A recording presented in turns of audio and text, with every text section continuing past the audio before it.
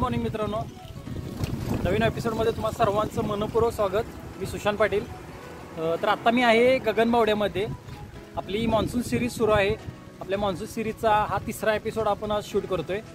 तर आज आपल्याला दोन ठिकाण एक्सप्लोअर करायचे आहेत. एक म्हणजे गगनगिरी महाराजांचा आश्रम आणि दुसरं म्हणजे बोरबेट म्हणून गाव आहे. इथे त्या बोरबेट गावामध्ये मोरजाई देवीचं मंदिर आहे. तर हे दोन ठिकाण आज आपल्याला एक्सप्लोअर करायचे आहेत. मागे जी कमान दिसते त्या कमानीच्या आतमध्ये जो रोड गेलेला आहे तो गगनगिरी महाराजांच्या मठाकडे जातो. गगनबावडा हे ठिकाण तुम्हाला कोल्हापुरातून 55 किलोमीटर पडेल. गगनबावड्याकडे येणाऱ्या मेन रोडनं तुम्हाला पुढं प्रवास करायचा आहे. गगनबावड्याच्या ह्या मेन चौकातला सीन काहीसा असा आहे. आता सर्वत्र धुकं पसरलेलं आहे. समोर ही गडाकडं जाणारी कमानीच्या डाव्या बाजूचा जो रोड आहे तो करुळ घाटाकडे जातो आणि कमानीच्या उजव्या बाजूचा रोड आहे तो भुईवाडा घाटाकडे जातो. तर आत्ता आपल्याला कमानीतून पुढं जायचं आहे. तर सकाळी लवकर बाहेर पडलो होतो त्यामुळं नाश्ता वगैरे काय करायला मिळालं नाही.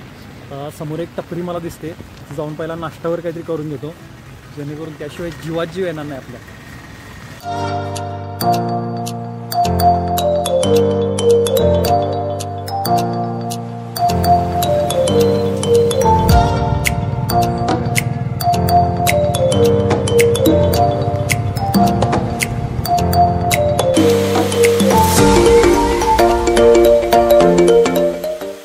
आता विगडेजमध्ये चालू आहे त्यामुळं गर्दी अशी काही फारशी नाही आहे.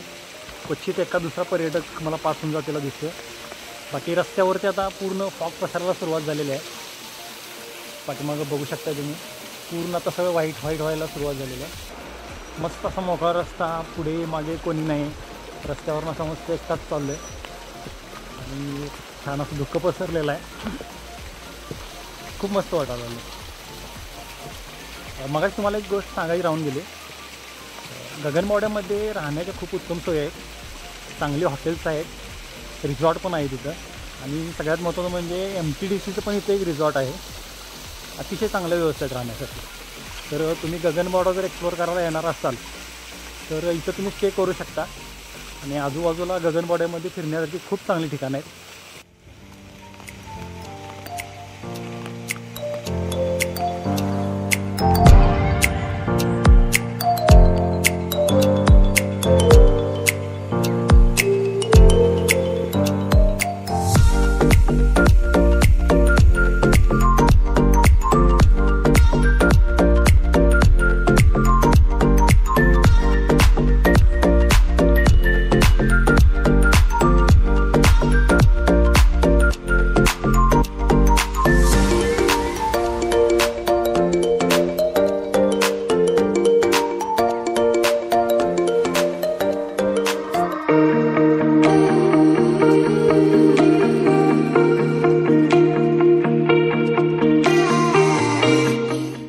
पार्किंग बेसच्या आहेत आता मी पोचलेलो आहे. आल्यास आपल्याला अशी कमान लागते समोर आणि हा पार्किंग स्पेस आहे.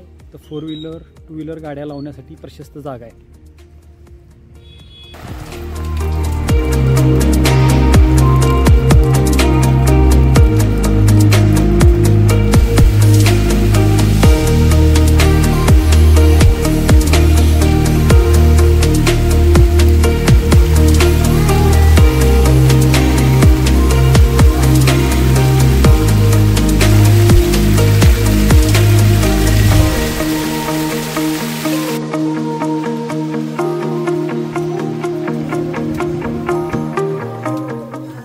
मठामध्ये जाऊन गगनगिरी महाराजांचं दर्शन घेतलं मी आता.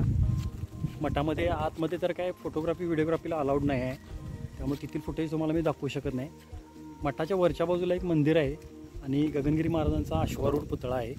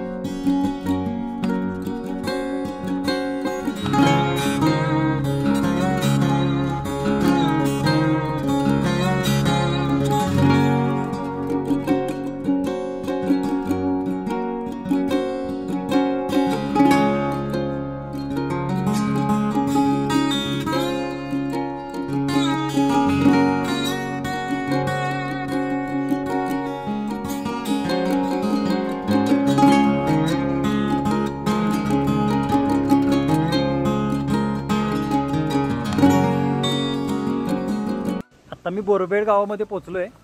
आता इथे एका मावशींना विचारलं तर त्यांनी सांगितलं की एक छोटी अशी पायवाट जाते मंदिरकडं, तर त्या वाटेनं आपल्याला पुढं जायचं आहे.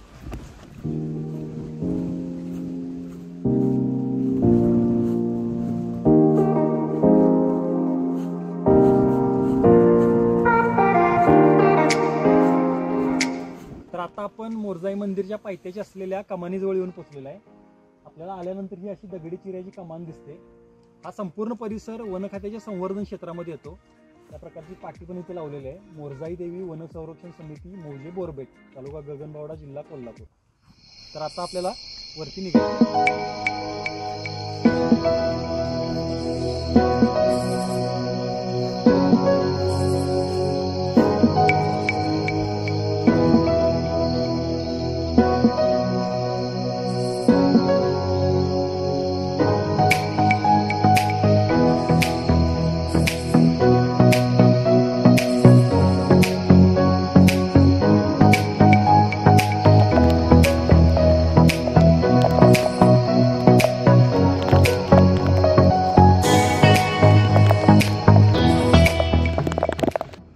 पायऱ्या चढून वरती पठारी भागात आलेलो आहे. आल्यास आपलं स्वागत होतं ते ह्या दगडी कमानीने. या मंदिराच्या स्थापत्यकलेशी निगडीत गोष्टींवरती आपण जर बघितलं तर ह्या सर्व गोष्टी ह्या जांभा खडकामध्ये बनवलेल्या आहेत. म्हणजे येताना आपल्याला जी पहिली कमान लागली किंवा आता मी येताना पायऱ्या ज्या लागतात आणि आता ही दगडी कमान, ह्या सर्व जांभा दगडामध्ये बनवलेले आहे. तर हे एक मंदिराचं प्रमुख वैशिष्ट्य आपल्याला सांगता येईल.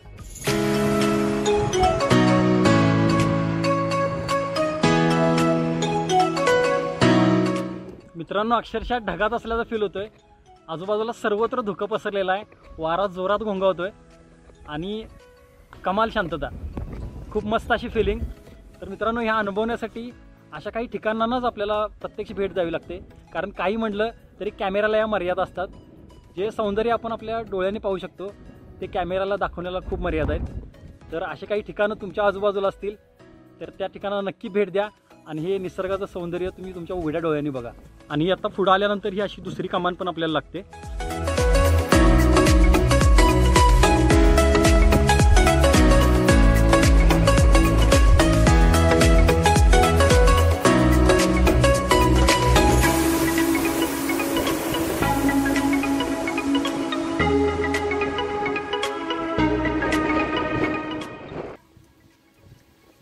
मोरजाई देवीला कोल्हापूरच्या अंबाबाईची बहीण असं समजण्यात येतं. रथसप्तमीला खूप मोठा उत्सव या देवीचा भरवला जातो. हे मंदिर म्हणजे 1000 वर्षापूर्वीची निर्मिती असा या मंदिराचा उल्लेख आहे. प्राचीन किंवा मध्ययुगीन कालखंडाच्या मध्यामध्ये या मंदिराची निर्मिती झालेली असावी असा तज्ज्ञांचा अंदाज आहे. हे मंदिर एक गुहा मंदिर असून अखंड शिळेमध्ये या मंदिराची निर्मिती केलेली आहे. अशा प्रकारच्या मंदिर बांधकामाची स्थापत्यकला ही भारतामध्ये इसवी सन 430 नंतर लुप्त होत गेली.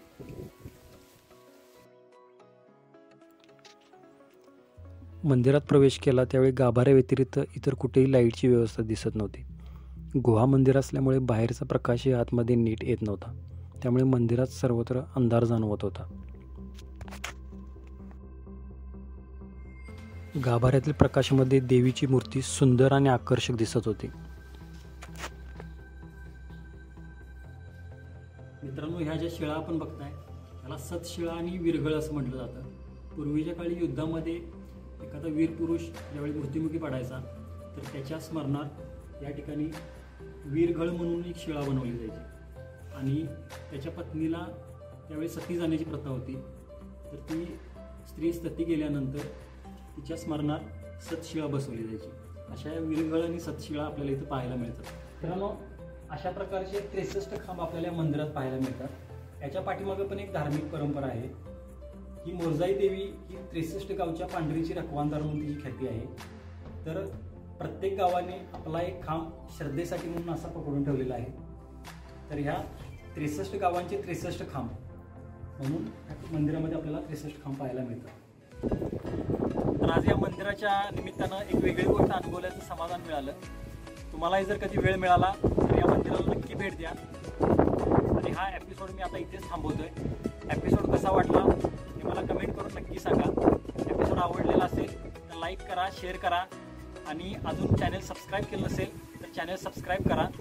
पुन्हा भेटूया पुढच्या पुढच्या एका एपिसोडमध्ये. तोपर्यंत धन्यवाद.